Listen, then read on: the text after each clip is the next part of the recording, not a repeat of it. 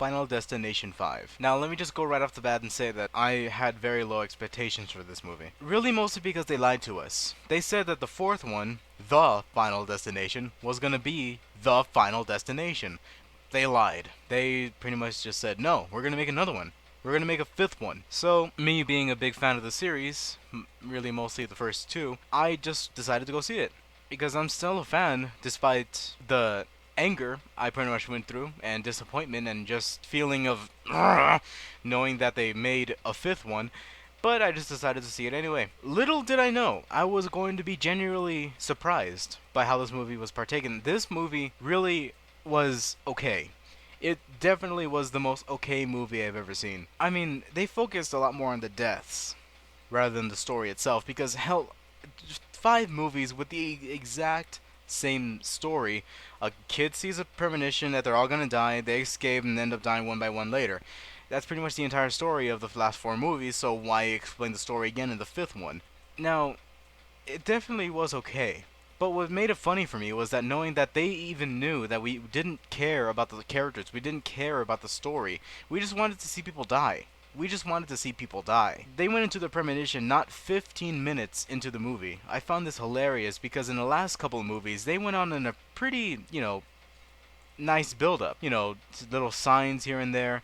I mean, of course, they still had the signs with this new one, rather than it being John Denver or AC/DC. Here we have Dust in the Wind. That's really the only thing I'm probably going to give away about the movie itself. But, of course, there's Dust in the Wind, and then he sees that they're going to die in this bridge. They all get off. They start dying one by one after they escape. Now, with the last one, they really emphasized the 3D a little bit too much. They emphasized the 3D far too much than they probably should have. So, I had low expectation for this one. I thought it was going to be the same thing. But surprisingly, they didn't use the 3D as much as they did with the last one. I mean, with the last one, they pretty much kept pointing at the screen every 5 minutes, just trying to work with the new 3D effect. Now, they don't abuse it.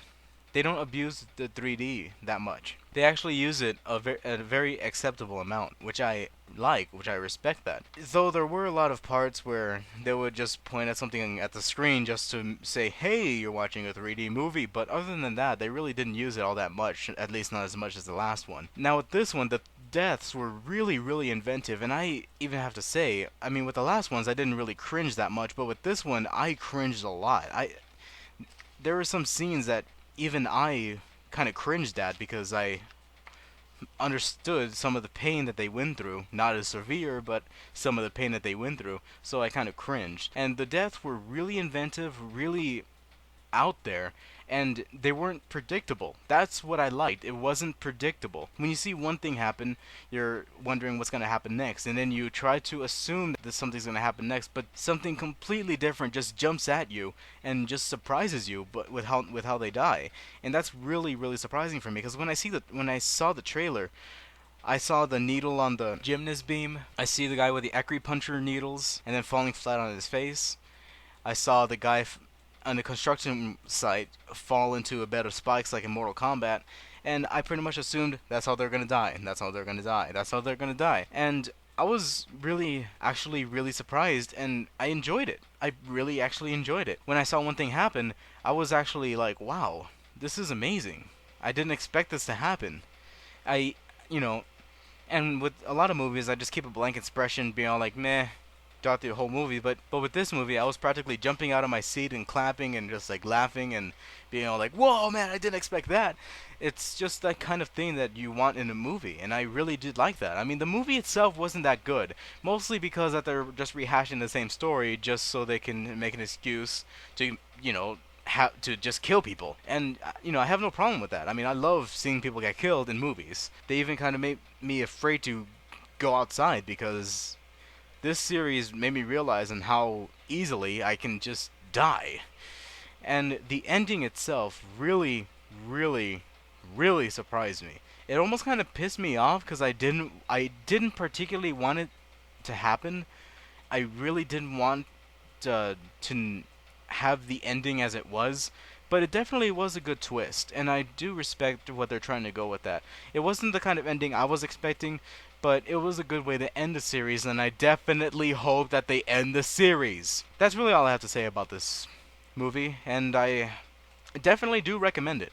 If you're a fan of the Final Destination series, or just in people getting killed movies in general, then I definitely do recommend that you watch it. I think that you might like it. I mean, you might not like the characters, you might not like the story, but I'm pretty sure you would like the deaths. The deaths were really something that surprised me, made me cringe, and made me laugh.